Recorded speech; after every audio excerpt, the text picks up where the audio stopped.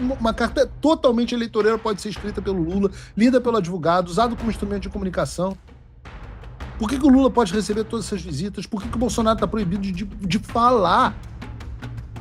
Falar! A única conclusão é que o Alexandre transformou a suspensão do direito de votar e ser votado numa espécie de cassação do direito de opinião política.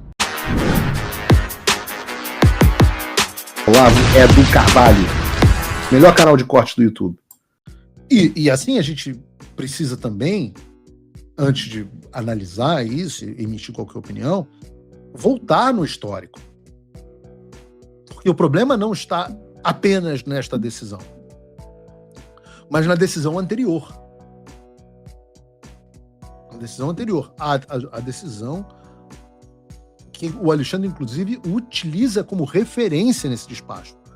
Eu estou falando da decisão que, agora, do dia 17 de julho, 10 dias atrás, 12 dias atrás, em que ele manteve a prisão domiciliar do Bolsonaro, mas proibiu ele de receber visitas com a finalidade político-eleitoral até o término do segundo turno das eleições. E aí proibiu também a divulgação de manifestos político-eleitorais, inclusive por meio de terceiros, e independente do meio utilizado. Com essa decisão, que baseia o despacho que a gente está comentando aqui da sinuca de bico, o Alexandre adotou um entendimento inédito no Xandaquistão. Obviamente contrário ao que está escrito no livro de direito constitucional escrito pelo próprio Alexandre. É sério. E contrário também às regras básicas do direito eleitoral. A suspensão dos direitos políticos sempre foi entendida, inclusive pelo Alexandre, como eu disse, como a perda do direito de votar e de ser votado, e o direito de exercer determinadas atividades partidárias. Mas no novo Código do Xandaquistão, a perda dos direitos políticos também significa a perda do direito de ter e manifestar opiniões políticas. Em outras palavras, o Jair Bolsonaro está proibido de falar ou de expressar as opiniões que ele deseja compartilhar.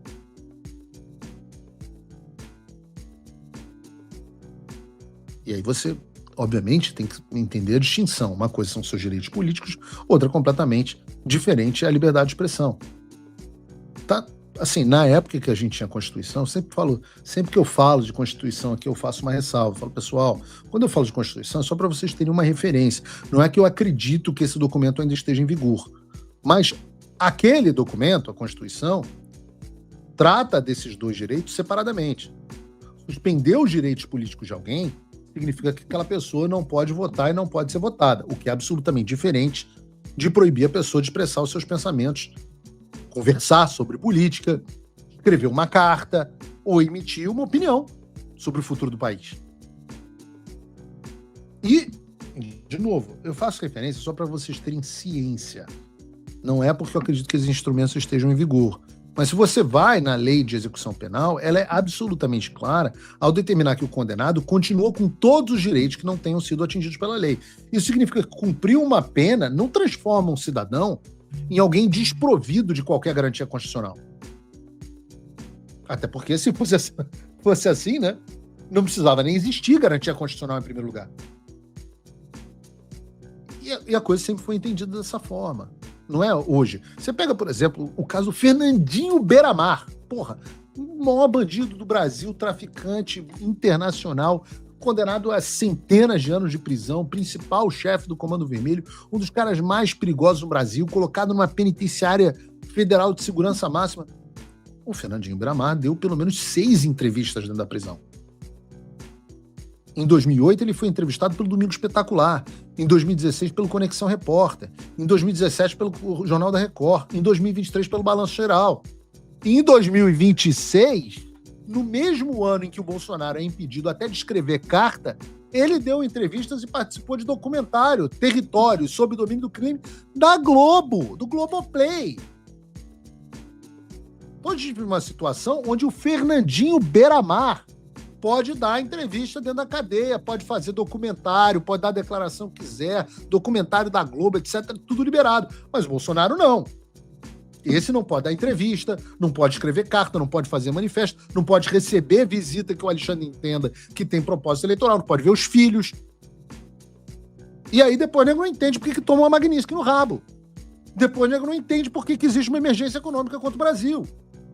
Porque o Xandaquistão é isso aí. O Fernandinho é o Brasil do Lula e do Alexandre, onde o Fernandinho Beiramar é tratado como um homem com todos os direitos, viva o garantismo, e o Jair Bolsonaro é tratado como um criminoso, não é nem um criminoso, como um perseguido político de um regime soviético. Aí vem os imbecis. Ai, mas Paulo, o Jair Bolsonaro é um político, a opinião dele impacta milhões de pessoas, é diferente. É mesmo, então tudo bem. Essa regra não vale para quem é político, certo? Não. Eu tenho mais de 8 anos de idade para lembrar que quando o Lula estava preso em 2018, ele escreveu uma carta indicando o Fernando Haddad como seu sucessor na chapa presidencial, na disputa presidencial. Essa carta foi lida publicamente por um dos advogados do Lula diante da superintendência da Polícia Federal em Curitiba. E o Haddad foi, de fato, o candidato do PT naquele ano. Mas, claro, aquele era o Lula. Para o Bolsonaro é diferente. O Lula, quando estava preso, visita com caráter político não faltou. Recebeu Fernando Haddad, Gleisi Hoffmann, Boulos, Dilma Rousseff, recebeu o Pepe Mujica, o presidente do Uruguai. Não conseguiu acompanhar, né, Gabriel? Você quer que eu faça de novo?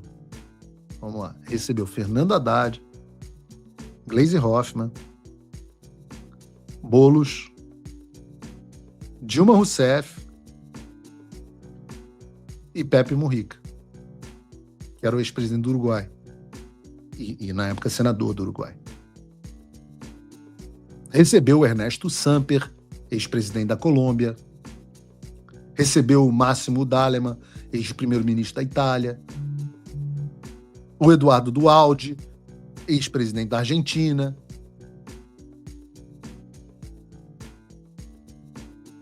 O Alberto Fernandes, que à época era candidato à presidência da Argentina. O Martin Schulz, ex-presidente do Parlamento Europeu.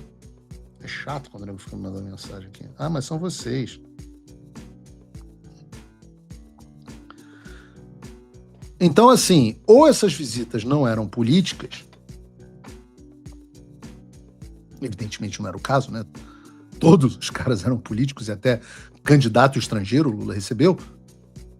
Mas ou essas visitas não eram políticas, ou então a lei e a Constituição para o Lula são de uma forma e de Bolsonaro é para outra. Por isso que eu digo que não estão em vigor. Não estão em vigor. A lei não está em vigor, pô. Vale o Xandaquistão. O que me impressiona é como a imprensa trata isso. É como você não consegue que um jornalista diga esse troço. Fica a pergunta, por que toda carta, uma carta totalmente eleitoreira pode ser escrita pelo Lula, lida pelo advogado, usado como instrumento de comunicação? Por que o Lula pode receber todas essas visitas? Por que o Bolsonaro está proibido de falar? Falar! A única conclusão é que o Alexandre transformou a suspensão do direito de votar e ser votado numa espécie de cassação do direito de opinião política. Por isso que o Brasil é um Xandaquistão, porque ele destrói a Constituição, cria uma proibição baseada no conselho da cabeça dele, da cabeça do Xandão, e censura o Jair Bolsonaro com base nisso. Eu lembro aquela cena do Star Wars em que a senadora Amidala, ou Amidala, se você preferir, está no Senado e o Palpatine anuncia a criação do Império. Ela fala assim, uau, então é assim que a liberdade morre, né? Com aplausos estrondosos. E é assim que a liberdade morre, com aplausos estrondosos, aplausos como da mídia, que mesmo diante de todos esses fatos, tá todo mundo de boquinha fechada porque tá recebendo graninha do governo. Tá todo mundo recebendo cala a boca. eu dou um dinheirinho para qualquer dos outros, que não é nem meu, troco de pinga para o orçamento federal, e você me dá aquilo que deveria ser um dos bens mais queridos ao ser humano, o apreço pela verdade. Aí ontem eu falei aqui no programa que esses jornalistas são putas. Eu não falei especificamente sobre um jornalista. Falei de um modo geral, mas eu entendo que a nossa classe, já que a formação de um jornalista na faculdade é tão ruim, eu entendo que a nossa classe não compreenda o conceito de generalização. Recomendo até que vocês voltem uns 5 Paulo Figueiredo Show para trás, onde eu explico o que é generalização. O jornalista deveria saber, né, o que é figura de linguagem, mas não dá para exigir tanto conhecimento assim de um estudante que deveria ser do 4º ano do ensino fundamental, não dá para exigir isso de um jornalista da grande mídia. Todo o esquerdismo que se ensina na faculdade destruiu a mente dessas pessoas. E a alma, né? Porque eu mantenho o que eu digo. Classe jornalística brasileira é uma classe de putas. A única explicação para vocês ficarem em silêncio diante de tantas decisões tapafúrdias como essa do Alexandre, a única explicação para vocês ficarem em silêncio de uma decisão que proíbe Bolsonaro de exercer seus direitos constitucionais mínimos e agora fundamenta outro despacho imbecil e ilegal, a única explicação para vocês ficarem calados diante de uma tentativa de interferência nas eleições tão grave, ao mesmo tempo em que quando vocês assistem o que acontece com a negativa de que observadores internacionais visitem o Brasil e veem o Brasil mergulhando numa crise diplomática desnecessária com os Estados Unidos, a única explicação para isso não é ideológica. Não é. Há jornalistas ideológicos que eu respeito, porque eles buscam a verdade. Eles só têm outro software instalado, mas eles buscam a verdade. Mas para estes casos, um grupo pequeno de pessoas se manifestou contra, para estes casos eu digo, a única explicação é de que vocês são putas. O Trump voltou. Isso já deve ter tirado um peso das suas costas. Mas e o Brasil? O nosso país continua atolado e achar que só a vitória do Trump vai resolver tudo é ilusão. Nada vai mudar sozinho. E pode ter certeza de uma coisa, ficar xingando muito nas redes sociais não vai fazer diferença nenhuma. Você vai continuar esperando alguém fazer alguma coisa por você? Um político? Um salvador da pátria? Esquece. Se ninguém tomar uma atitude, nada acontece. Eu estou fazendo a minha parte. Eu parei a minha vida por isso. Mas, se você quer saber como pode ajudar sem precisar largar tudo, a resposta é simples, apoiando quem está na linha de frente. Sem esse apoio, sem essa linha de suprimento, esse trabalho morre. Sem estrutura, ninguém avança. Então acessa www.paulofigueiredoshow.com/apoie e com $5 por mês, você pode fazer parte disso. Se puder mais, eu recomendo, seja um patrono Gold e participe ativamente no grupo que me ajuda a pautar esse debate.